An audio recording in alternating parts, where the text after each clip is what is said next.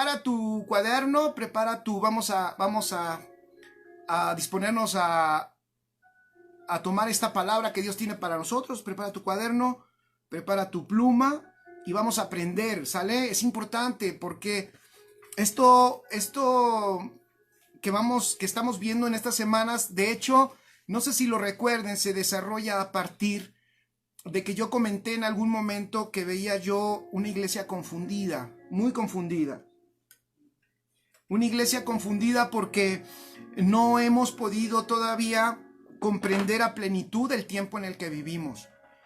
Y por no entender a plenitud el tiempo en el que vivimos, entonces vivimos unos altos niveles de frustración, porque lo que quisiéramos ver no se ve. Y cuando vemos lo que sucede en la tierra, interpretamos mal. Interpretamos muchas veces que el mundo nos ganó, que el mundo es más poderoso que nosotros. Interpretamos que el enemigo, Satanás también, está constantemente atacándonos e incluso nos puede ganar.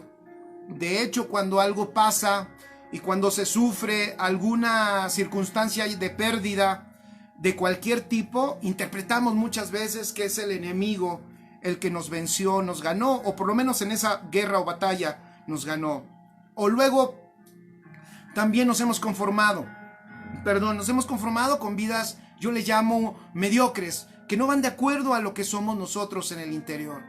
Entonces, cuando digo que nos hemos conformado es porque a veces conservamos también muchas cosas ahí ocultas que pensamos que no se pueden vencer, pensamos que no se pueden ganar, porque no vemos cómo vencer el pecado. Entonces, es necesario entender esta verdad presente. De eso estamos hablando. Es necesario entender esta verdad que nos gobierna hoy, en donde Satanás ya fue vencido, en donde el mundo también ya fue vencido, y en donde el pecado también ya fue vencido. Y todo ello en la cruz. Allá en la cruz, nuestro Señor Jesucristo venció al mundo, venció a Satanás y venció el pecado. Pero nos ha costado como iglesia entenderlo, porque en esta realidad terrenal percibimos que hay una lucha, percibimos que volteamos a ver a nuestro alrededor y todavía vemos mucho tropiezo o mucha caída y decimos, fue esto, fue aquello, alguno de los tres que acabo de mencionar, el mundo, el diablo o el pecado. Entonces lo que sucede es que necesitamos regresar, chicos, a la verdad que nos gobierna, y necesitamos quitarle los frenos. ¿Se acuerdan que hablamos de eso? Quitarle todos los frenos a esa realidad que tú tienes dentro, esa realidad extraordinaria y gloriosa que tienes dentro en Cristo Jesús. No sé si estuvieron el miércoles en nuestra clase de discipulado, miércoles a las 8 de la noche, estuvimos viendo una palabra, un fragmento de una palabra ahí a los Corintios del apóstol Pablo, donde el apóstol Pablo ahí habla, nos explica lo que sucedió, lo que fue para él el haberse visto en la realidad espiritual. Eso es maravilloso. Eso me parece que nos hace falta ver. Me parece que nos hace falta vernos en esa realidad espiritual, vernos nosotros en ese espejo para vernos tal cual somos. Y entonces al vernos en ese espejo en Cristo, y que en ese espejo puedas ver a Cristo en ti, y en esa realidad, chicos, nos atrape para decir, todo es basura, todo es basura.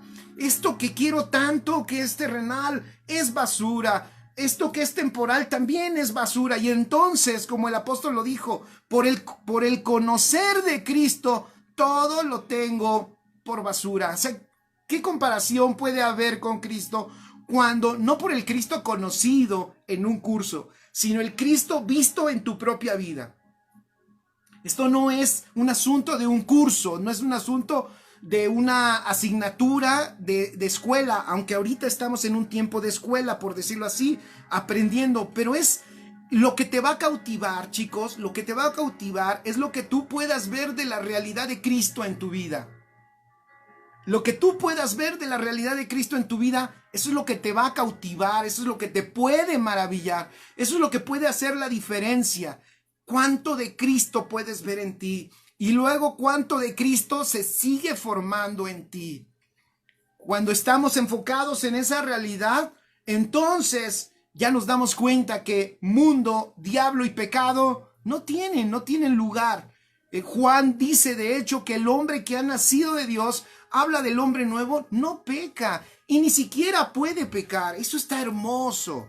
Dile que está a tu lado, en tu nuevo hombre no has pecado. Fíjate qué extraordinario, no has pecado y ni puedes pecar porque eres un nacido de nuevo. Eso es hermoso. Tiene que cambiar nuestra mentalidad. Yo sé que a veces hay gente que quiere conservar la mentalidad de pecador. Bueno, todos sabemos humanamente de dónde nos sacó el Señor, pero el hombre nacido de nuevo no ha pecado, escribe ahí, y ni siquiera puede. ¿Por qué? ¿Saben por qué no puede? Porque no es su naturaleza, porque ha nacido de Dios, de Dios que es santo, es incorruptible, es justo y es perfecto, y tu hombre interior es a esa imagen. ¡Wow! Tenemos entonces nosotros, dentro de nosotros, la mayor gloria que es Cristo. Entonces hay que darle unos golpes a nuestra mente, a nuestras estructuras humanas, para que esos velos caigan y le quitemos el freno de mano a nuestra vida y asimismo a la iglesia. Y en este tiempo, chicos, que tanto se necesita una iglesia poderosa, no solo guerrera, sino poderosa, entendida, sabia, fíjense, llena de paz, llena de claridad, una iglesia que sepa que hay dirección, no una iglesia desesperada que está angustiada por lo que está pasando, sino una iglesia que tiene palabra, que tiene dirección, que tiene solución, que tiene sabiduría para todo lo que está sucediendo en esta tierra. Una iglesia que está caminando, fíjense, no por lo que ve a su alrededor, sino por su realidad interna que es en Cristo Jesús.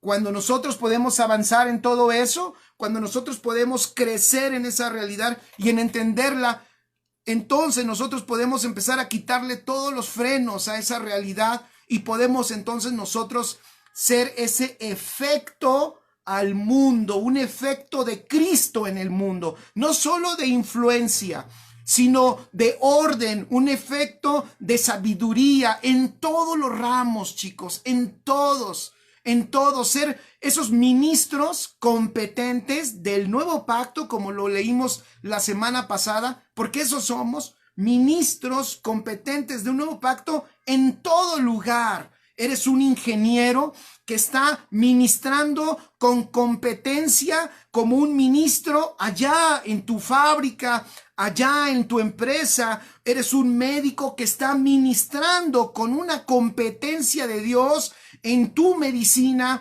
allá en tu clínica, allá en tu hospital, allá donde se necesita. Eres un maestro de escuela que también eres un ministro competente en tu escuela. Por eso esto es hermoso. Esto rompe nuestro local y qué bueno que tenemos más de 2 meses que nos sacaron de los locales a los cristianos. Eso es muy bueno.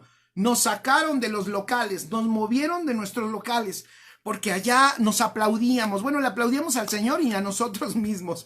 Acá llegó el momento de darnos cuenta que hay, lo digo con respeto, pero es la verdad, hay muy poca percepción de Cristo en el mundo. Y esto nos lo dejó ver, hay muy poca percepción. Así que tenemos que preparar una iglesia en otro nivel y la única manera no es que hagamos de ella otra cosa, no, la única manera es de que le hagamos entender a la iglesia ya lo que sucedió, la verdad en la que ya opera, la verdad en la que ya está. Dijimos que para que esta iglesia lo entendiera, tenía que aprender a dejar el pasado. Tenía que entender que el pasado, aunque haya funcionado, no siempre lo que funcionó te funciona hoy. Y entonces vimos el ejemplo de la serpiente. ¿Se acuerdan? La serpiente que se levantó en el desierto. Voy rápido para los amigos que hoy nos acompañan y que no estuvieron un poco antes. Levantaron una serpiente cuando vino un juicio en el desierto. Y esas serpientes abrasadoras, esas serpientes mordían al pueblo y el pueblo iba muriendo. Pero el Señor trajo una solución para ese juicio y le dijo a Moisés, haz una serpiente abrasadora y levántala, y todo aquel que la mirare será sano. Moisés hizo la serpiente, levantó la serpiente, y entonces el pueblo, cuando era mordido por una serpiente, volteaba, la veía y era sanado milagrosamente. Era la solución para un juicio. ¿Ya vieron? Era la solución para un juicio. Más adelante el Señor nos explica que esa serpiente es Cristo. Y él mismo dijo, como Moisés levantó la serpiente en el desierto, así es necesario que el Hijo del Hombre sea levantado. Porque el que mira al Hijo, y ahí está, el que mira al Hijo es librado del juicio. Siempre. Entonces, ¿pero qué hizo esa generación con esa serpiente de bronce? Yo siempre digo, no falta el chistoso, no falta el fetichista que la guardó y dijo, wow, esta es milagrosa. La guardó, la metió por ahí en un baúl y después la sacaron por allá en un monte y dijeron, esta serpiente hacía tantos milagros en el desierto. Ellos ya no estaban en el desierto, se trajeron esa serpiente del desierto ya en la tierra y allá la estaban adorando. Es increíble. Lo que funcionó en el pasado lo hicieron un ídolo y se lo trajeron. Si nosotros no aprendemos a despojarnos, la vida cristiana es así. En esta semana, con un trabajo que tengo con algunos de Casa de Justicia del equipo, les decía que tenemos que empezar a darnos cuenta que debemos de ser una generación acostumbrada a los cambios. Eso escríbelo, eso es muy importante. Tenemos que estar acostumbrados a los cambios, eso es fundamental, chicos. Esto que estamos viendo hoy no será el único, no es el primer cambio ni será el único. Vendrán más cambios, porque la vida de perfeccionamiento es una vida de cambios. Tú no puedes ser perfeccionado. Hebreos dice, vayamos a la perfección, pero tú no puedes ser perfeccionado si sigues guardando todo tu cúmulo del pasado. Y aquí va el reto, y no porque el pasado sea malo, no porque lo que te enseñaron sea malo, lo vuelvo a decir, no es que es malo, sino que tendrás que definir entre lo bueno, porque no es malo, es bueno, te ayudó, pero tendrás que definir. Quiero decirte una palabra, y lo escuchaba del Señor en mi espíritu en esta semana. Tendrás que definir, fíjate, tendrás que definir entre lo bueno y lo mejor. Tendrás que definir, esa es la vida de perfeccionamiento. Quien se atreve a decir, esto fue bueno, pero ¿qué me estás diciendo para hoy, Señor? Esto fue bueno, en verdad, me ayudó, gracias a Dios, pero ¿qué me estás hablando hoy? Eso es muy importante. No es definir solamente entre lo bueno y lo malo, no, es definir entre lo bueno y lo mejor, lo que es vigente para ti hoy. Me parece que Dios está levantando una generación y es importante que, chicos, cuando terminemos esta cuarentena, regresemos como una generación, escribe ahí, que no le tenga miedo a los cambios. Una generación que no le tenga miedo a ningún tipo de sacudimiento mundial. Una generación que por fin comprenda que si tenemos la oportunidad de tener un local y reuniones, es para entrenar, es para preparar, no es para quedarnos ahí. Una generación que entienda y que diga, venga, si nos cierran las reuniones, por supuesto la iglesia nunca está cerrada y seguiremos siendo efectivos. Incluso, vean lo que voy a decir, una generación que se levante aún en contra o aún que la persigan, aunque haya persecución. La iglesia del primer siglo sufrió persecución. Ellos se jugaban la vida todo el tiempo. Todo el tiempo se estaban jugando la vida. Para ir a orar y reunirse se jugaban la vida. Para ir a bautizar y reunirse se jugaban la vida.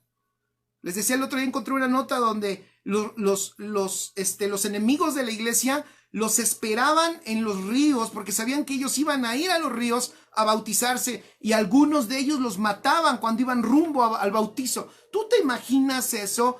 Correr peligro de muerte cuando vas a ser bautizado. ¿Te imaginas eso?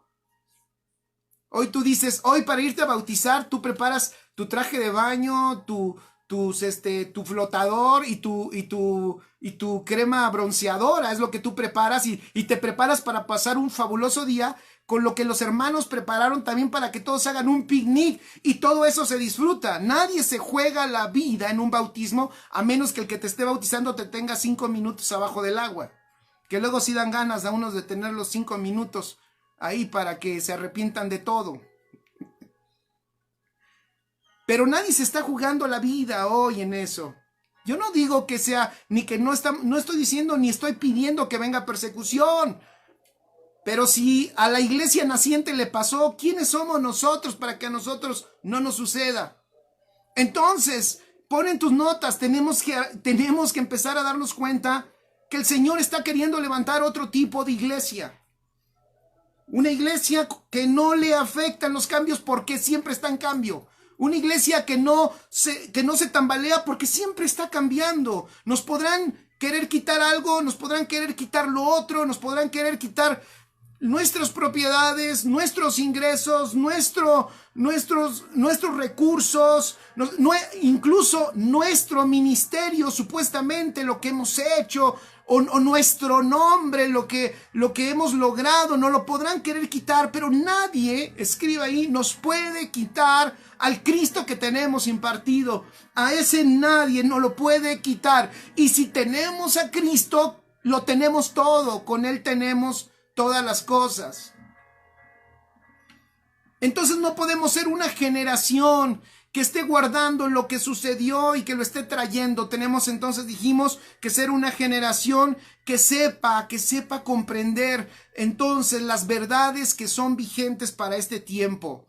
Vimos después a un apóstol Pedro que le costó trabajo la transición de la ley al nuevo pacto, aunque él ya después de Cristo y cuando nace la iglesia está en el nuevo pacto, le costó trabajo.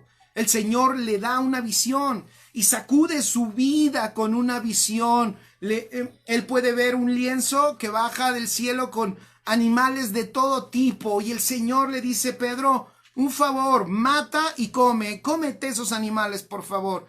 Y Pedro le dice: jamás he comido nada impuro. O sea, en otras palabras, he guardado la ley. El Levítico 11 daba la lista de los animales impuros y de los animales puros, de lo que no se debía comer.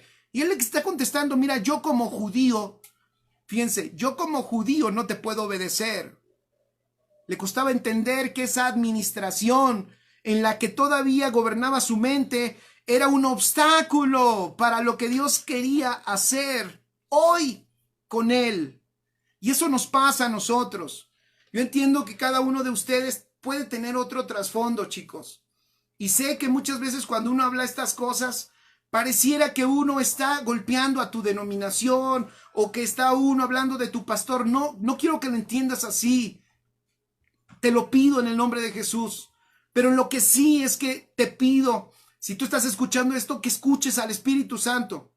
Que te puedas ir a la Escritura y te des cuenta de qué es hoy la iglesia, qué características tiene, en qué pacto vive, sobre qué legalidad está funcionando, qué cosas ya no deberían de estar en la iglesia y que todavía seguimos haciendo. Y por esas cosas es que la iglesia no funciona como debiera de funcionar.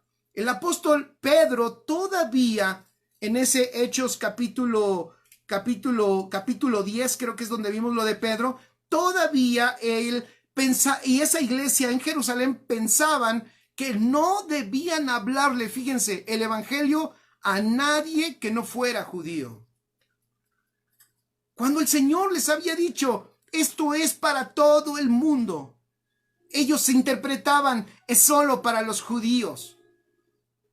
Eso te muestra que cuando el Señor quiere hacer algo porque ya lo preparó, porque ahí ya había preparado a Cornelio. Cornelio estaba ahí, oigan, con toda su familia. Vean la imagen.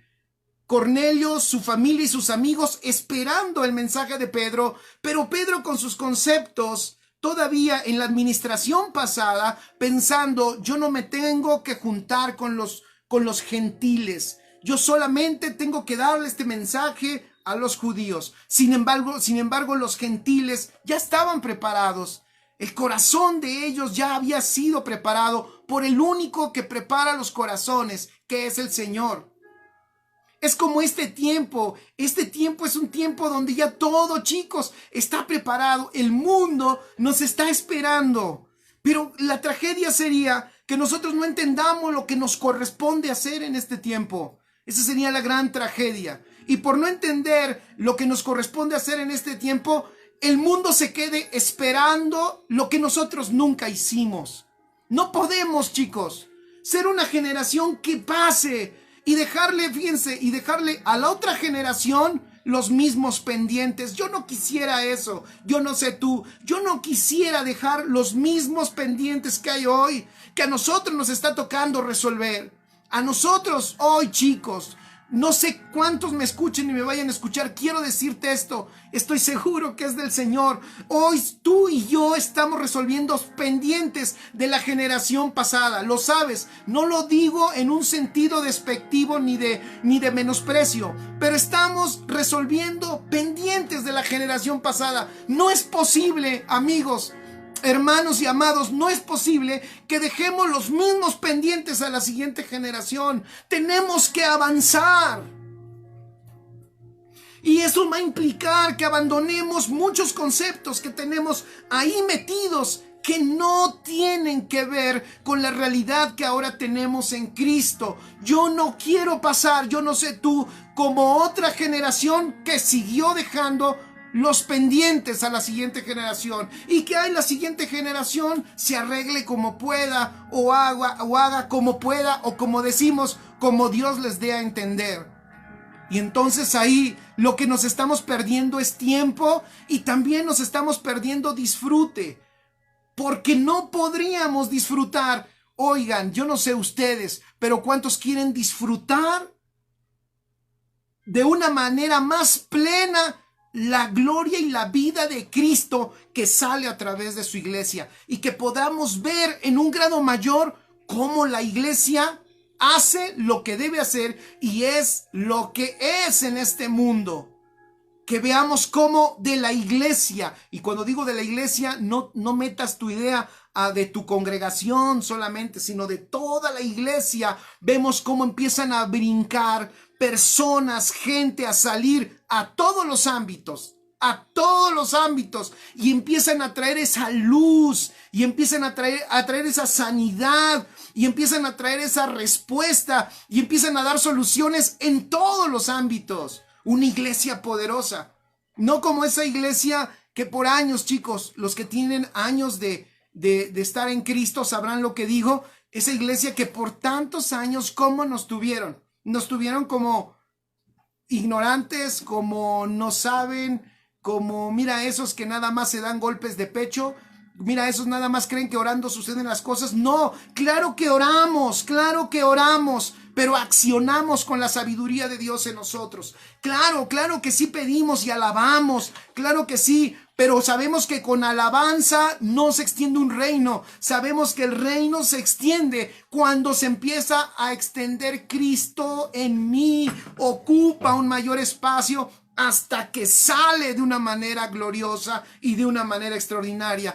a romper con ese cristianismo hipócrita, hermanos. Ese cristianismo hipócrita donde creemos que se extiende el reino con un mensaje, y que es el mensaje el que hace que se extienda, y nos olvidamos que no es un mensaje, es una vida, y que ese mensaje que tienes dentro tiene que afectar primero tu vida para que salga como vida. Yo no quisiera ser esa generación que sigue dejándole pendientes a la otra generación. ¿Saben por qué David enfrentó a Saúl? Hay muchos motivos, pero te voy a decir, alguna vez entendí algo. ¿Saben el reto de Goliat? ¿Para quién era? Cuando Goliat salía y decía, a ver, tráiganme al más grande, fíjense, al más fuerte, a su mejor guerrero. Y se paraba enfrente del campamento de los judíos y les decía, tráiganme al mejor de ustedes, al más alto. ¿A quién creen que le estaba tirando la onda? Como decimos acá en Iztapalapa. Goliat le estaba aventando el pleito. En México decimos el tiro. Estaba retando a Saúl. Porque Saúl era más grande que todos, de los hombros para arriba, sobrepasaba a todos. O sea, si tú veías al pueblo de Israel, lo veías así y de repente uno sobresalía y decían, ese es Saúl, tremendo Saúl, enorme, fuerte Saúl. Ese Saúl era al que Goliat estaba tirando. Le dijo, a ver, voy contigo, pónganme al más grande. Y el más grande es Saúl. Pero ¿qué hizo Saúl? Se escondió y dejó la asignatura pendiente, lo que él tenía que arreglar. Miren, voy a decir otra realidad, y esto tiene que ver hasta con la familia y tiene que ver con los padres. Los asuntos que tú no puedes arreglar en tu vida, se los vas a dejar a tus hijos. Ay, ay, ay, ahí sí te va a doler esto que digo. Porque aquí uno podría decir, bueno, pues que los arregle otra generación. Bueno, está bien, pastor, pues que los arregle la otra generación. Al cabo ya no voy a estar yo. No, te la pongo más difícil para ti. El problema no es otra generación. Los asuntos que tú no arregles, se los vas a dejar a tus hijos. Los gigantes que tú no venzas, los van a tener que vencer tus hijos. Los gigantes que tú no venzas, los van a tener que vencer tus hijos.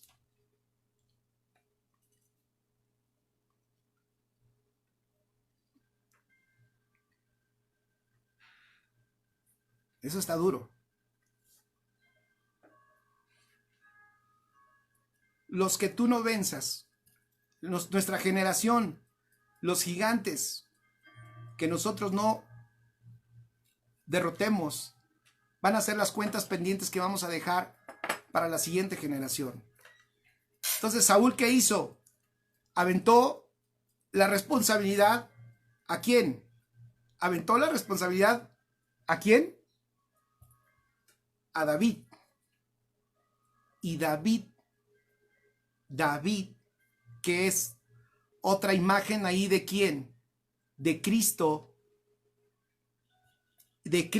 y de la iglesia, fue el que vence. Y la representación ahí era de que si vencía David, con él vencían todos. Qué maravilloso. Si vencía David, vencía todo el pueblo. Si Cristo vence, vencimos todos. Amén. Cristo ya venció. Pon ahí, Cristo ya venció. Entonces ya vencimos todos. Cristo ya venció. Entonces, ¿qué? Ya vencimos todos. Todos ya vencimos. Entonces, si ya vencimos, chicos, no podemos dejar, por favor, asignaciones pendientes a la siguiente generación. Y entonces, si no dejamos asignaturas pendientes, lo que vamos a poder ver es un poco de mayor avance. Veremos un mayor avance. Veremos una mayor realidad manifestada. Pero para eso tenemos que tener una mentalidad de cambio. Una mentalidad que esté acostumbrada a los cambios, que esté acostumbrada a los cambios. Y de esta manera nosotros podamos enfrentar lo que venga en la realidad que nos corresponde. Entonces, para que nosotros podamos entender esta realidad en la que vivimos, escribe ahí, tenemos que entender el pacto en el que estamos. Y vimos también entonces la semana pasada que Dios establece pactos con el hombre. Dios establece pactos con el hombre. Eso es muy importante, porque cada uno de esos pactos que Dios establece con el hombre dejan ver una progresión, nos dejan ver un segmento del nuevo pacto en el que ahora estamos en Cristo. 2 Corintios 3, versículo 6, el cual asimismo nos hizo ministros competentes de un nuevo pacto, no de la letra, sino del Espíritu, porque la letra mata, mas el Espíritu vivifica. Por eso es que en este nuevo pacto en el que nosotros estamos, recordamos también que este pacto es muy importante. Este pacto los pactos no tenían una expectativa humana. Escribe, no era algo que Dios esperaba de los hombres. Ya lo dije la semana pasada Y sé que a algunos esto les duele porque piensan que el pacto era para que el hombre cumpliera. No, el pacto no en sí era para que un hombre cumpliera. Dios no tenía expectativas. Y ahorita voy a recorrer algunos pactos, no todos, pero voy a recorrer algunos para que veas cómo realmente Dios no tenía una expectativa, pero estaba dejando ver lo que Él iba a hacer en este pacto nuevo con su iglesia, con sus hijos. Entonces los pactos que Dios establece no eran en sí para que el hombre hiciera algo, sino era para que veamos a qué Dios se sujeta en cada pacto, porque Dios en cada pacto se sujeta a unos términos. ¡Qué extraordinario! Dios, el Todopoderoso, chicos, sujetándose a sus pactos que Él establece. ¡Qué maravilloso! Por eso estos pactos no tienen que ver con mis acciones. No tiene que ver este pacto nuevo, no tiene que ver con mi acción si soy capaz de cumplirlo. Este pacto nuevo tiene que ver, fíjense, ahí va un diamante. Este pacto nuevo tiene que ver en dónde yo me encuentro posicionado. La clave es dónde estoy. Porque en el pacto tienes que estar en el lugar correcto. Y como es un pacto que hizo el Padre con el Hijo, ¿en dónde crees que te metió Cristo cuando viniste a Él? Te metió a Él mismo. Ese es el lugar correcto. Así que escribe ahí, estar en Cristo es estar en el lugar correcto del pacto, porque en Cristo ese pacto es vigente para ti. Qué hermoso. En alguna vez les decía que el Señor no mira a nadie más que a su Hijo. El Señor no está viendo a nadie más que a su Hijo. Él no ve, él no está viendo individuos, congregaciones específicas, lugares específicos. No, Él lo que ve es a su Hijo, y a su Hijo Él le ratifica el pacto. Y eso es extraordinario.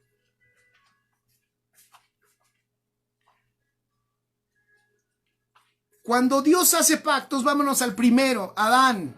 Con Adán Dios hace un pacto y vamos a ver, escribe ahí, cómo progresa y cómo cada pacto nos revela algo del pacto eterno y del pacto nuevo, y escribe también la revelación es progresiva.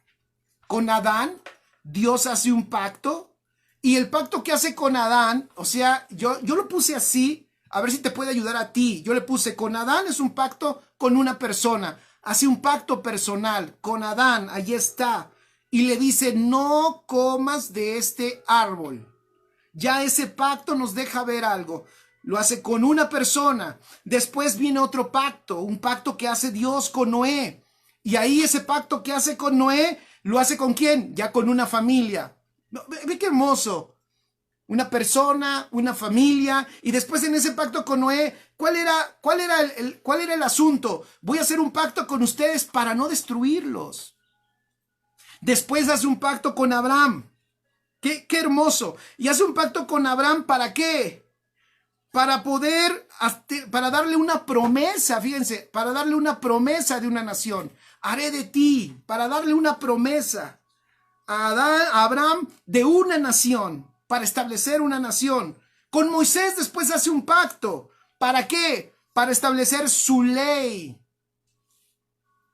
Establecer su ley en su nación. Y después con David hace un pacto. ¿Para qué? Para establecer un reino. ¿Ya vieron cómo va progresando? Una persona, di conmigo, persona, familia, nación, reino. Persona, familia, nación, reino. Es hasta lógico el orden. Escribe en tus notas. Todo empieza por mi persona. Todo empieza por mi persona. No podemos alcanzar el mundo, chicos, si el Señor no transforma nuestro interior. Si el Señor no empieza a tomar el gobierno, ¿sabes dónde? Lo pedimos, Señor, gobierna México. Pero ¿cómo va a gobernar México si nosotros somos los que no nos dejamos gobernar por Él?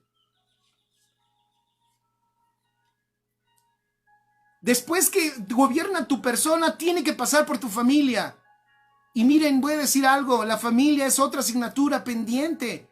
La religión, el sistema religioso, nos hizo pensar que la familia podía ser hasta un estorbo, que primero era el ministerio y trabajar para el Señor, y ahí la familia, ahí después, no, la familia es importante porque es la cantera del reino de Dios. Si tu familia no está bien, no sacamos ese producto. ¿Se acuerdan cuando hablamos de la familia? La familia tiene una genética de exportación, hermanos. La familia exporta al mundo. Lo que tú haces con tus hijos se va a exportar, aunque no quieras. Yo sé que tú dices, le dices a tu hijo o a tu hija, cállense, que los vecinos no oigan que nos estamos peleando, cállense, no griten porque cállense. Y le dirás, tratarás de aparentar, pero te doy una mala noticia. Inevitablemente lo que esté pasando en tu familia lo vas a exportar. Lo que sucede en casa se exporta, porque tus hijos son de exportación. Tiene que empezar el arreglo de Cristo en nosotros personal, y después de nosotros tiene que pasar a nuestra familia, porque de la familia es de ahí de donde sale a todo lo que el Señor quiere tocar en el mundo. Y también de la familia, fíjate, se provee para la iglesia. Porque hubo una familia antes que una iglesia. Hubo una familia antes que una iglesia. Si vamos al orden, la familia fue primero que la iglesia. A lo mejor alguien ahí ya no estará de acuerdo conmigo, lo siento. Y somos iglesia, pero antes de eso somos familia. Y la familia es primero que la iglesia. Por no entender este principio, chicos, es que trajimos toda la disfunción de la familia a la iglesia. Y toda la disfunción familiar ahora la tenemos en la iglesia. ¿Y qué hace la iglesia? Con tanta disfunción, pues tratamos de arreglar a los matrimonios, tratamos de arreglar a los jóvenes, tratamos de arreglar a los niños, tratamos de sacarlos del trauma, tratamos de sacarlos del complejo, tratamos de sacarlos del pleito, tratamos de sacarlos de la guerra que viven en sus casas, tratamos de convencer a los jóvenes que no se vayan al mundo, tratamos de convencerlos que no se metan a las drogas, y nos desgastamos para tratar de retenerlos en la iglesia. ¿Y saben por qué fracasamos? Yo trabajé con jóvenes muchos años, quien me conoce lo sabe, trabajé muchos años con jóvenes. ¿Y saben por qué fracasamos? Porque nuestro fracaso no estaba en la iglesia, nuestro fracaso estaba en las casas. Nuestro fracaso fue en las casas, no fue en la iglesia. En la iglesia hacíamos todo lo que podíamos, inventábamos todo, campamentos, retiros, salidas, encuentros de jóvenes, de adolescentes, de jóvenes medio adolescentes, de jóvenes maduros, de jóvenes dejados, hacíamos de todo. Pero ¿saben por qué perdíamos la batalla? Perdíamos la batalla porque de principio la batalla estaba perdida en los hogares. Tú no puedes llevar a tu hijo a la iglesia para que te lo arreglen. Por favor, no puedes llevar a tus hijos a la iglesia para que te los arreglen. Los hijos no se arreglan en la iglesia. Los hijos se resuelven en casa, Ahí se resuelven los hijos. Los hijos no se resuelven en la iglesia. El pastor no es una voz autorizada para regañar a tus hijos. No vuelvas a llevar a tus hijos a que el pastor los regañe. Lo único que ocasionas es que ellos tengan un mal concepto pastoral, y en vez de que vean al pastor como un regalo que les bendice, lo van a ver como un tipo loco que ni de su familia es y luego lo regaña. No piensen eso de mí, por favor, pero no puedes hacer eso. Tú tienes que arreglar tus asuntos en tu casa. ¿Dónde se forma un joven obediente en una iglesia que está dispuesto a servir al Señor y que llega temprano y que está ahí con gusto? ¿Dónde se forma? Se forma en casa. Eso no se forma en una iglesia. No, en la iglesia ya tenemos un producto que debe de estar formado desde su casa. Por eso en los pactos vemos ese orden maravilloso. Primero una persona. Pero ¿cómo vamos a arreglar nuestra casa si en nuestra casa papá, mamá y los que estamos ahí no somos gobernados por Dios? Ya hasta me regresé. ¿Ya vieron en el orden? Tenemos la tendencia de decir no voy al otro porque tengo que arreglarlo primero.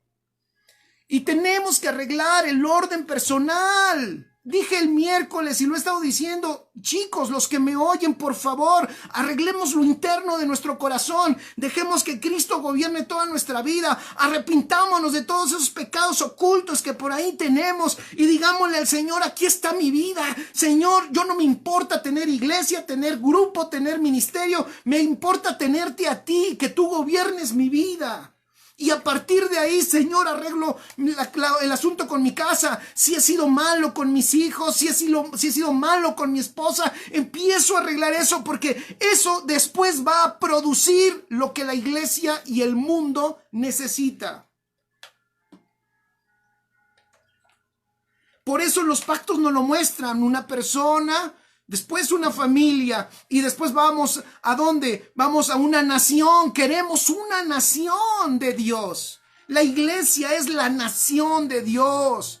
Somos conciudadanos del cielo. Eso es extraordinario. Pero claro, ¿por qué no se manifiesta? Porque no hemos dejado que Dios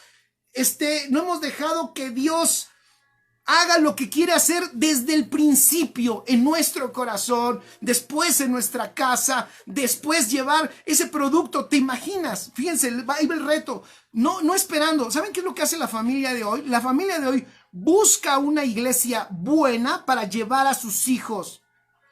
¿Qué padre fuera que tú dijeras, yo no estoy buscando una iglesia buena, yo preparo a mis hijos para que ellos, fíjense lo que voy a decir, para que ellos sean de provecho a la iglesia donde Dios nos siembre? Sería fabuloso, eso cambiaría todo, eso traería un aceleramiento en las congregaciones. Y aunque he hablado de lo global, la congregación local también obviamente es importante, pero es lenta, porque llevamos más problema que propósito a la iglesia. Llevamos más freno que avance. Qué hermoso sería que nosotros sembráramos nuestras vidas, nuestras familias y nuestros hijos, fíjense, sin esperar mucho de la iglesia, más bien llegar para aportar y decir, yo vine aquí me sembró, porque yo aquí quiero aportar todo lo que he trabajado en mi casa, todo lo que he trabajado en mi hogar. Eso traería inevitablemente un aceleramiento en la velocidad de la iglesia en todo el mundo. Si dejamos de traer problemas a la iglesia y traemos instrumentos de justicia para que esos instrumentos sean usados por Dios y esos instrumentos extiendan un reino y esos instrumentos vayan a una velocidad que el mundo pueda decir, wow, esta gente, ¿quién la hizo? A estos, ¿quién los formó? Y no vamos a decirle, fue el pastor santo, pastor extraordinario que tuvimos que nos formó. No, vamos a decir, Dios habita en nuestra casa y así el Señor nos enseñó y eso somos. Y entonces la gloria es para el Señor. Si vemos el pacto con David, ya en el pacto allá con David, después de pasar por la persona, por la familia, por la nación, a David en ese pacto le promete establecer un reino para siempre. ¡Qué extraordinario! Y quiero decirte, escribe en tus notas, que de hecho lo que es iglesia es un reino. El problema que tenemos es el concepto de iglesia religioso que tenemos, que no nos permite ver reino. Lo que vemos más nosotros es religión. Ese es nuestro gran problema, religión. Y no hemos podido incursionar de una manera más amplia al reino. Y lo que nos impide incursionar al reino que el Señor estableció, porque ya está establecido para siempre, pero lo que no nos permite movernos en ese reino es precisamente nuestra religión. Sé que tenemos que quebrar todos los conceptos religiosos. De nuevo, retomo lo que dije hace un rato, chicos.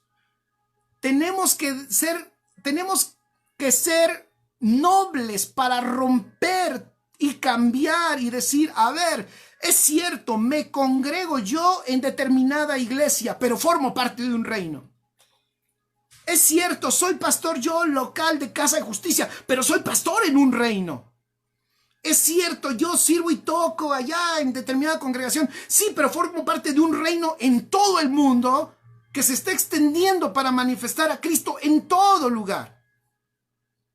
Por eso un pacto visto solo, si tú tomas un pacto y lo aíslas y te enfocas en él solito, no vas a ver la plenitud. Tenemos que ver el todo, que eso es lo que nos ha faltado. Por eso rápidamente te pasé, pudiéramos leer, y tengo los textos, te los puedo enseñar aquí, voltear mi tablet y enseñártelos, todos los textos que te puedo dar, de los pactos que el Señor hizo y los pasajes bíblicos, como el Señor va estableciendo verdades, pero no son todas las verdades. Es un fragmento de la verdad, es un fragmento de la verdad, es un fragmento de la verdad. Escucha, esto es lo glorioso, para traer toda esa realidad al nuevo pacto que tú hoy vives y disfrutas. El nuevo pacto contiene ese pacto personal. Es un pacto que el Señor ha hecho, donde te amó y te incluyó a ti. El nuevo pacto contiene ese pacto familiar, en donde, ¿te acuerdas? Cree tú y serás salvo, ¿qué? Tú y toda tu casa. ¡Wow! Un pacto familiar. Y luego tenemos ese pacto. El nuevo pacto también incluye a una nación, porque somos conciudadanos de los santos, hermoso, somos de la ciudadanía celestial. Y este nuevo pacto incluye también un reino, porque somos ciudadanos de ese reino, y de hecho somos un reino de reyes y ¿qué? Y sacerdotes. ¿Ya viste? ¿Ves todos los pactos consumados en el nuevo pacto? Hermoso.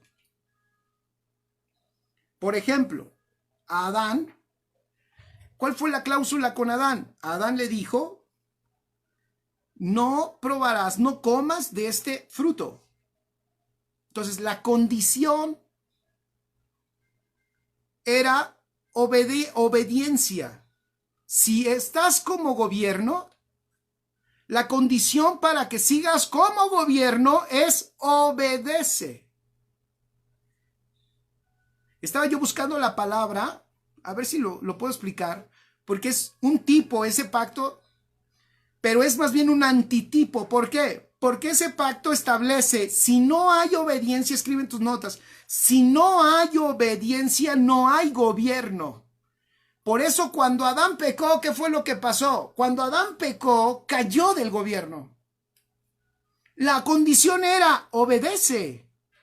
Pero Adán desobedeció y entonces, ¿qué pasó? Cayó del gobierno. Ese pacto, tú dirás, qué mal pacto. No, ese pacto nos está diciendo algo. Ve qué hermoso.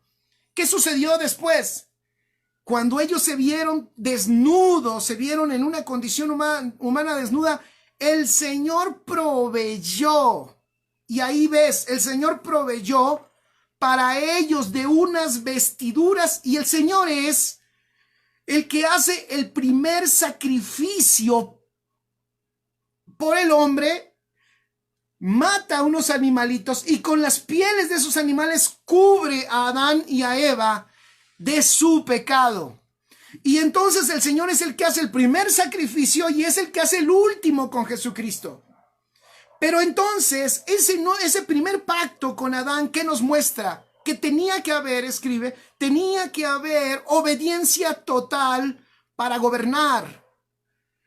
Entonces, ¿qué nos está diciendo ese pacto? Todo esto es un estudio, estoy tratando de resumirlo. Sería, cuando lo estaba yo preparando, estaba yo viendo muchos hilos y apuntando muchas cosas porque es muy rico.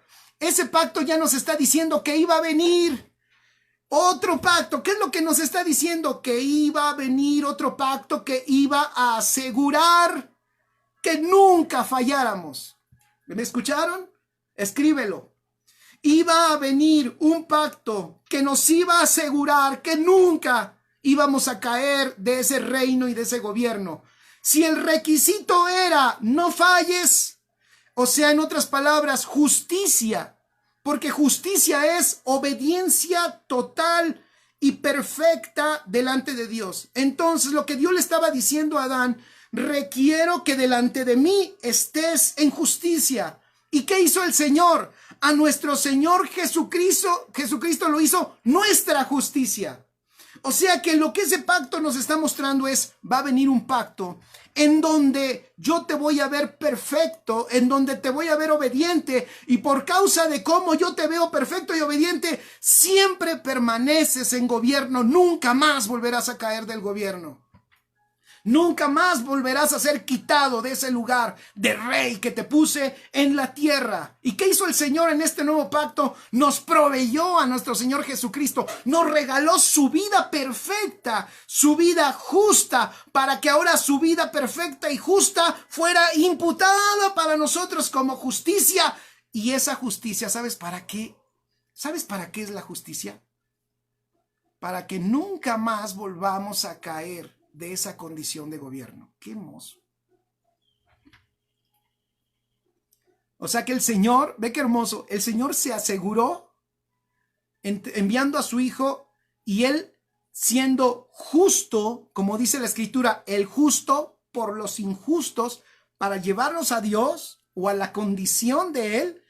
Ese justo por la fe en Él, nos regala su justicia, para que ahora nosotros caminemos en el gobierno restaurado como Dios siempre lo quiso. ¿Pero qué hizo con Adán? Con Adán quería mostrar que era necesaria la obediencia y la perfección para permanecer en el gobierno. Por eso, quien entiende justicia, lo siguiente que entiende es gobierno. Pero también es una justicia no personal, es la justicia de Cristo, de nuestro Señor Jesucristo en nosotros. Ve qué hermoso. Entonces ese pacto allá que hizo con Adán, esa palabra de no comas de ese fruto, ¿sabes qué estaba ya mirando? ¿Sabes qué estaba mirando? Estaba Dios ya mostrando cómo el hombre iba a caer, pero también ya estaba Dios proveyendo al que nos iba a regalar su justicia. ¡Qué extraordinario! Si eso ha hecho el Señor contigo y lo puedes entender, apriétala ahí, dale muchos corazones, dile gracias, Padre, porque me has regalado tu justicia y ahora puedo permanecer en la condición de rey, puedo permanecer en la condición de gobierno, y no por mis obras de justicia, sino por tu obra perfecta, por tu redención, por tu amor, y porque estoy incluido en ti. ¡Qué extraordinario es el Señor! Con Noé, la promesa, yo a Noé le llamé la promesa de ¿qué? De la no destrucción. ¿Cuánto lo necesitamos hoy? Mientras muchos usan lo de Noé para demostrarle al mundo que los quiere Dios destruir. Fíjense, escriban esto. Mientras muchos hoy, ya se me está yendo el tiempo, voy rápido. Mientras muchos hoy usan a Noé para demostrar que Dios los quiere destruir, no se están dando cuenta que lo de Noé nos está demostrando que en este pacto no seremos destruidos. Ponlo ahí, no seremos destruidos, porque en el pacto está incluido la cláusula de la no destrucción. Te voy a decir por qué. Porque tú y yo tenemos una genética indestructible, porque tú y yo venimos de un orden y de un linaje indestructible, de una vida que no tiene principio ni fin. Dice el libro de Hebreos que este ministerio y este orden sacerdotal es indestructible. Le dice a Noé en Génesis 9, versículo 11, estableceré mi pacto con vosotros y no exterminaré ya más toda carne con aguas de diluvio, ni habrá más diluvio para destruir la tierra. Entonces, lo que el Señor quiere mostrar ahí no es el juicio que viene sobre la tierra. Lo que Dios estaba mostrando en ese pacto con Noé es que iba a venir un pacto más extraordinario, con una cláusula de ser indestructible. Eso me fascina. Yo no sé aquí a cuántos de ustedes los han querido destruir. Pues por supuesto, alguien dirá, sí, pastor, el diablo y mi suegra también a lo mejor. Pero te voy a dar una buena noticia. Eres de un linaje indestructible. Eres de una simiente indestructible. Eres de una genética indestructible. Esto es ¿por qué? porque hemos nacido de Dios y en este pacto en el que vivimos, precisamente tenemos que operar en el entendimiento de que somos indestructibles. Por eso en este pacto yo dije, si nosotros lo entendemos bien el nuevo pacto y yo entiendo que no soy indestructible, se acaban mis pretextos. Se acabó el pretexto de que el diablo me quiere destruir. Se acabó mi pretexto de que el mundo ya nos ganó y nos quiere destruir. Y se acabó mi pretexto de que el pecado me quiere destruir. El pecado quedó sin poder contra nosotros desde que se inaugura el nuevo pacto en la muerte, resurrección y glorificación de nuestro Señor Jesucristo. El pecado ya no nos gobierna. Moisés, Abraham, me salté, con Abraham la promesa de esta nación. ¿Qué le dice a Abraham? Le dice, me encanta, porque Abraham le dice, es el pacto de haré de ti. ¿Se acuerdan? Eso lo dice Génesis 12:2. Dice, y haré de ti. Me encantaría que pusieras en tus notas, haré de ti. Porque este pacto, ese es el otro fragmento que nos deja ver en el pacto de Abraham. Nos deja ver más. Solo saqué algunas cosas. Ya te dije que esto es muy extenso. Pero ese haré de ti es que en el nuevo pacto, el Señor mismo, fíjate, no nosotros, ni ningún ministerio, ni ninguna iglesia. El Señor mismo iba a hacer él mismo gente poderosa, gloriosa, hijos de reino de cada uno de nosotros. Y no lo hace ningún buen ministro, ningún buen apóstol. Gracias a Dios por todos los apóstoles, ¿vale? Gracias a Dios por todas las iglesias. No le estoy pegando a tu iglesia, solo te estoy diciendo que el haré de ti es el haré de ti de Dios. O sea, Dios, dile al que está a tu lado, Dios ha hecho de ti algo extraordinario. Para Abraham era futuro, para ti está consumado. Dios ha hecho de ti. Ahí empieza el evangelio con nosotros. ¿Sabes el evangelio dónde empieza? ¿Dónde empieza? No en lo que Dios va a hacer. Empieza en lo que Dios ya hizo. Dios ya ha hecho de ti. ¿Qué ha hecho de ti? Ahí está una asignatura. El miércoles veíamos un poquito de lo que ha hecho de ti. Abraham, su pacto trataba, ¿sabes de qué trataba el pacto de Abraham? Sal de tu tierra y de tu parentela, porque yo haré de ti. ¡Qué maravilloso! Haré de ti. Dile al que está a tu lado, Dios ya ha hecho de ti. Te ha hecho a la imagen de su Hijo. Te ha hecho un espíritu con él. Te ha hecho santo, te ha hecho justo, te ha hecho perfecto. Dile, te ha ungido, tienes la unción del santo. Dile, tienes su genética porque eres engendrado. Dile, eres templo del Espíritu Santo. Estás lleno, saturado de su espíritu. Dile, el enemigo ni te toca. Dile, si te pones en un espejo, estás igualito a Cristo. En el espíritu, claro, yo sé que algunos de ustedes se ven en el espejo y ven otra cosa. Ven un monstruo o algo así. Pero si te ves en el espejo correcto, sin los velos, vas a ver que Cristo y toda su gloria está en ti. Eso fue lo que vio Pablo allá en el cielo. Y cuando él se miró y dijo, vi un hombre y no sé si en la carne o no sé si en el cuerpo o no, pero vi a este hombre. Y dice, de este hombre que vi, que era él mismo, pero en toda la gloria en Cristo, dice, de este hombre que vi, me gloriaré. Porque Dios hizo de Pablo algo.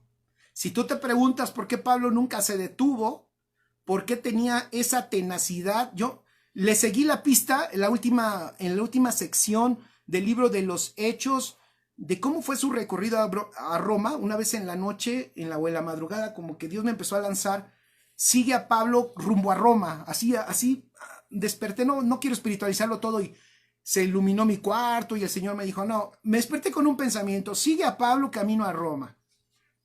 Sigo a Pablo. Y entonces empecé a leer, sigo a Pablo camino a Roma. Una tenacidad impresionante. Pasó todas las peripecias.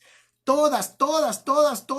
Bueno, hasta cuando la agarraron, aprovechó cuando en una lo toman preso y aprovecha y dice, apelo al César. O sea, a mí me están culpando, obviamente lo estaban culpando de algo injusto, pero él aprovecha y dice, apelo al César. Así que yo quiero una audiencia con el César. Y ahí aprovecha la ineptitud del mundo y todo el mundo que lo quería, se lo quería acabar. Él termina aprovechando la calamidad para ir camino a Roma. Oye, camino a Roma, camino al César, es tener una visión de ir a lo más alto, al lugar de mayor autoridad. Él sabe que si le da un golpe al César, él sabe que si le da un golpe divino, que si deja que el evangelio llegue a esos niveles, él sabe que es más fácil, sabe que es más fácil quebrar ese imperio y que el reino, que era lo que a él le interesaba, que el reino de Dios corriera por todo el mundo. Interesante eso. Pero tú dices, ¿por qué tenía esa tenacidad de mirar a lo más alto? Y pasó azotes, pasó cárcel, pasó naufragio, lo mordió una serpiente venenosísima. Ahora algunos dirán, ay, no sé, tendré el coronavirus y ahí está. Y luego viene el temor. Y espérame, a Pablo lo muerde una serpiente, le inserta el veneno, le inserta el virus. Y él se sacude la serpiente y todos ya esperaban, ahorita no tarda en morir. Y no murió. Y después de eso, una persona estaba enferma y ora por la persona y sana. Ah, caray. O sea, no murió y al contrario sanó a otro. Y después le traían los enfermos y empezaron a sanar. Maravilloso lo que el Señor hace. Pero no me quiero... Pero aún con eso que pasaba en Pablo, Pablo no se maravillaba de ese Pablo. Lo querían hacer Dios y él les dice, tranquilos, yo no soy nada. Él está hablando humanamente.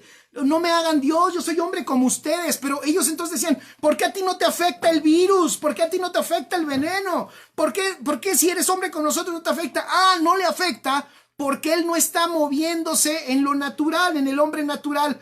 Él está caminando en el propósito eterno y él está mirando su realidad eterna y él lo cautivó lo que vio en el cielo. Cuando él se vio en Cristo, ese nuevo hombre, él dijo, no me gloriaré de Pablo, no me glorió nada, pero de este nuevo hombre, de ese sí me gloriaré porque ese nuevo hombre es a la imagen de Cristo. Lo decimos nosotros así, pero por supuesto es más profundo y por supuesto Pablo no nos lo explicó a plenitud. De hecho dijo, si ustedes se maravillan por Pablo, no sé qué harían si les cuento cómo fue que me vi en esa gloria. Maravilloso. Entonces por eso nosotros encontramos a un Pablo que se vio hecho. A Abraham le dijo, haré de ti. Pablo se vio hecho en la realidad. Se vio hecho y tú y yo necesitamos vernos hechos en la realidad de Cristo, para que te dejen de afectar las críticas, para que te dejen de afectar lo que opine 20,000 gente de ti, lo que diga tu esposo, lo que diga tu esposa, lo que digan tus hijos, lo que diga tu familia, lo que diga el mundo. El día que tú veas lo glorioso que eres en Cristo y mires a ese Cristo en ti, toda esa crítica se va a desvanecer y te vas a dar cuenta que nada te afecta en tu identidad porque sabes quién eres. Voy a decirlo de acuerdo al pacto en el que estoy comentando, en el de Abraham, porque sabes lo que Dios ha hecho de ti. ¡Qué hermoso! Saber lo que Dios ha hecho de ti. Saber lo que Dios ha hecho de ti. Con Moisés, algunos dicen, estableció la ley para condenar a todos. Te voy a decir, no. Yo voy a darle otro giro al pacto con Moisés. Escribe, estableció la ley para mostrar que hay una naturaleza que no puede. Entonces esa ley la estableció, fíjate, la estableció en el fondo como una promesa. La promesa de establecer una nueva naturaleza.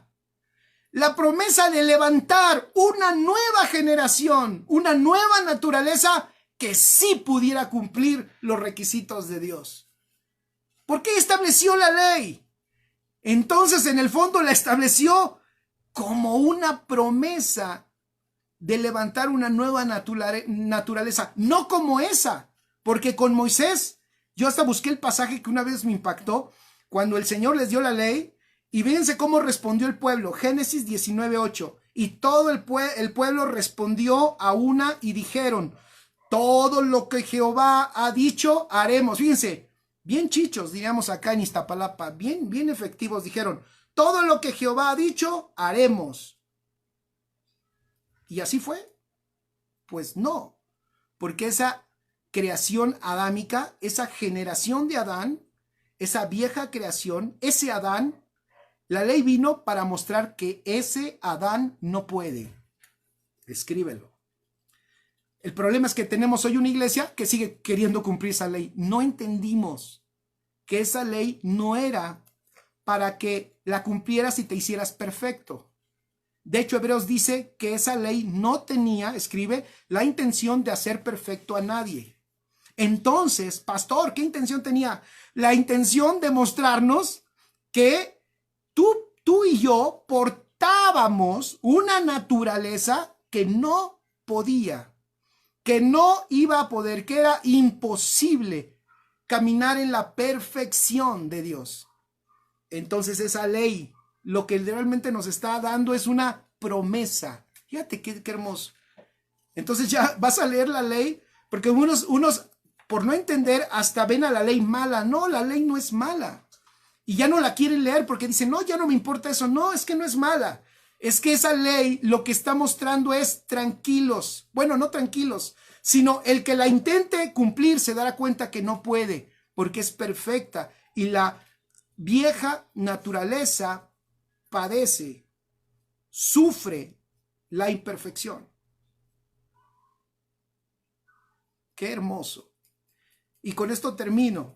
Y el último, dentro de otros pactos que hay también en la escritura, pero que quiero comentar, el que hizo con David, la promesa de un reino. Entonces, ese reino a David le dijo, y será firmada, 2 Samuel 7:6, y será firmada tu casa y tu reino para siempre delante de tu rostro, y tu trono será estable eternamente. Y después fue confirmado por Jesús en Lucas 1:31 al 33. Apúntalo. Pero lo que te quiero decir es que ese reino prometido está incluido ahora en el nuevo pacto. Esa promesa de una nueva naturaleza está incluida en el nuevo pacto. Esa acción de que a Abraham le dijo, haré de ti, y para nosotros es, ya he hecho de ti, eso ya lo hizo, ¿dónde? En este nuevo pacto. Esa promesa de no destrucción es una que disfrutamos ahora en el nuevo pacto. Y esa promesa de la justicia y perfección en nosotros para permanecer en la condición adecuada, correcta, para gobernar con Dios de justicia, eso ya está en nosotros por este nuevo pacto en el que vivimos. Bueno, pues lo que nosotros podemos ver es lo mismo que vio, fíjate, es lo mismo que vio el escritor de Hebreos en Hebreos 8, versículo 6, cuando dijo, pero ahora tanto mejor ministerio es el suyo, cuanto es mediador de un mejor pacto y establecido sobre mejores promesas. Qué extraordinario, escribe, tenemos un mejor ministerio, tenemos un mejor pacto y tenemos mejores promesas. Tenemos un mejor ministerio, tenemos un mejor pacto y tenemos mejores promesas. ¿Por qué mejor ministerio? Porque este es un ministerio celestial. Pon ahí, nuestra función, nuestra acción es celestial. Por eso es mayor que cualquier función terrenal. Y eso nos posiciona, porque eso significa, como dijo Jesús, que el que viene del cielo está sobre todo. Entonces, este ministerio celestial que tú y yo disfrutamos tiene la tendencia, el poder y el propósito de arreglar los asuntos terrenales. Por eso, Es necesario que entendamos en dónde estamos parados. Tu ministerio no corre riesgo. Aquí se acabó cuando dices, pastor, salí de esa iglesia y me quitaron hasta el ministerio, pastor. El pastor que tenía me dijo, ya no tienes nada, te quito la unción, el ministerio y el arpa y no tienes nada. Eso se acabó, porque el ministerio no es terrenal, sino es celestial. Por eso Hebreos 8:6 dice, tenemos uno en Cristo, un mejor ministerio. Por eso decía Pablo, somos ministros competentes de un nuevo pacto, no de la letra, di conmigo, no de la letra, sino del Espíritu. ¡Qué extraordinario!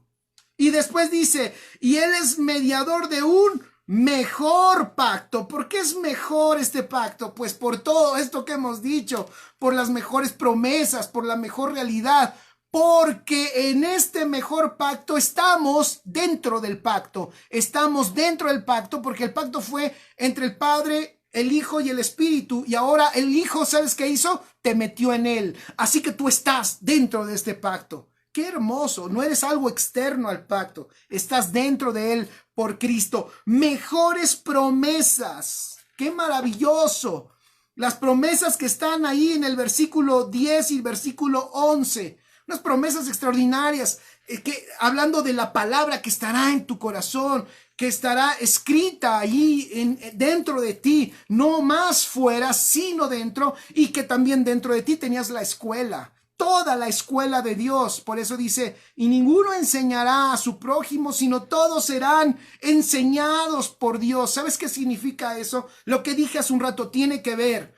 Tú necesitas ir a la escuela correcta y esa escuela correcta es el Señor que tienes dentro. Esto es en el nuevo pacto. Si funcionamos como el antiguo, siempre tendrás que correr a buscar quien te enseñe. Es bueno, yo ahorita te estoy enseñando, pero lo único que estoy haciendo, te voy a decir que es descubrir un poquito lo que ya te enseñó el Espíritu en tu interior. Repito, si te das cuenta, no se te está enseñando nada nuevo, sino tu espíritu brinca. Lo que sucede es que tu espíritu brinca. ¿Sabes por qué? Porque esto que estoy hablando ya lo tienes dentro. No es una impartición de un hombre a ti, sino que dentro es Dios el que te enseña y nosotros funcionamos para confirmar, di conmigo, confirmar todo ese depósito que tú tienes dentro. ¡Qué hermoso! Entonces la universidad la tienes dentro. Al mejor maestro lo tienes dentro. Dile que está a tu lado. Adentro tienes lo más extraordinario.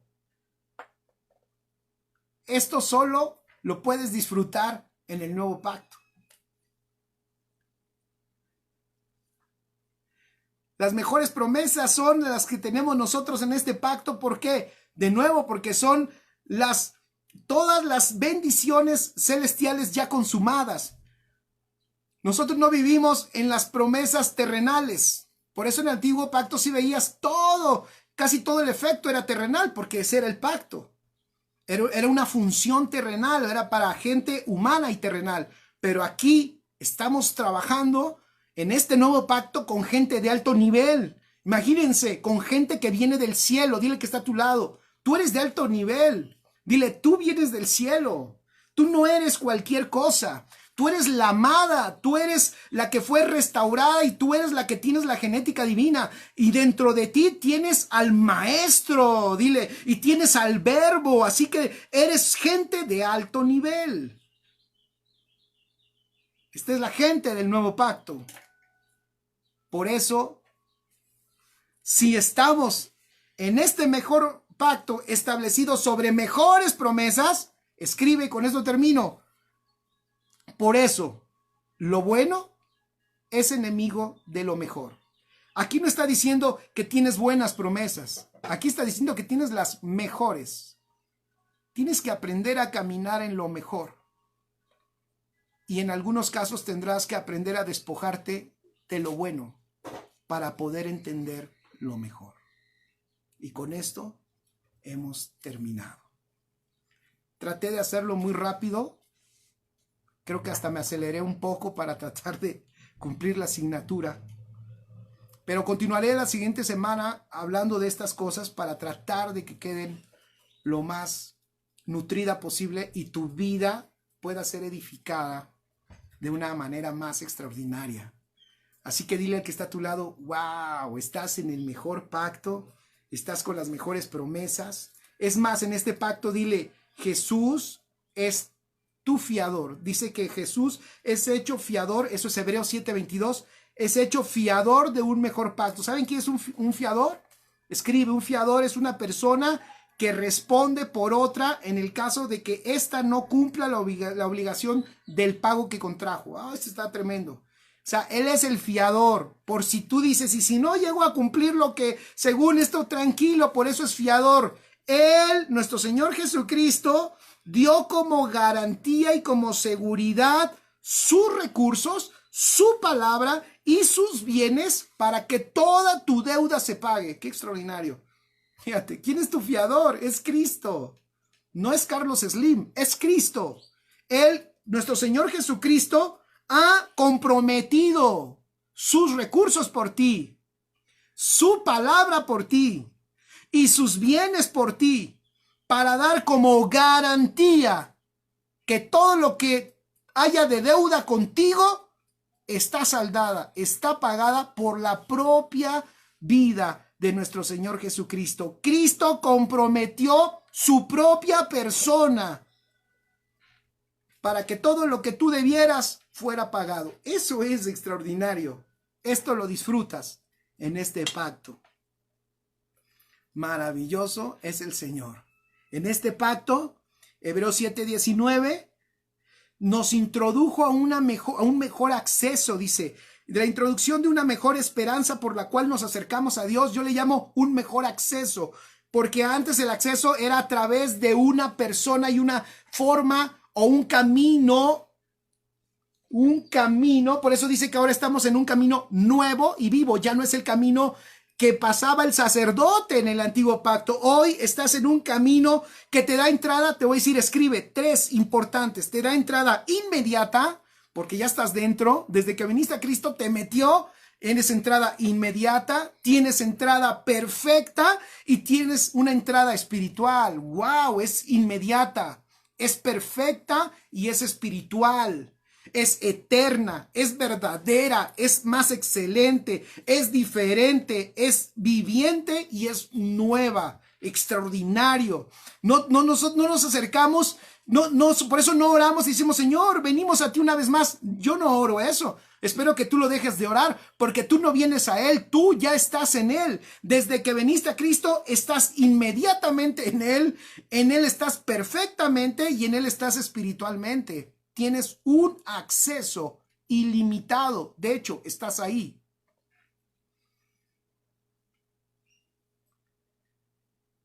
Y hay otras cosas más, pero ahora sí terminamos. Bueno, esto fue un poco para que entendamos los pactos, cómo los pactos nos muestran lo que ahora disfrutamos en el nuevo pacto en Cristo Jesús. Voy a saludar